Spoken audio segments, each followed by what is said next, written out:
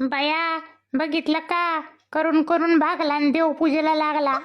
चांगलंय, गळ्यात माळेन पोटात काळ.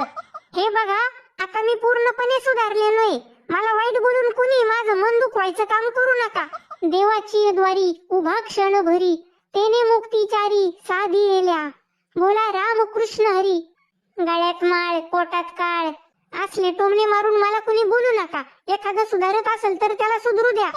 टाळ बोलेची पळीला नाच माझ्या संग, देवाजीच्या द्वारी आज रंगला भंग.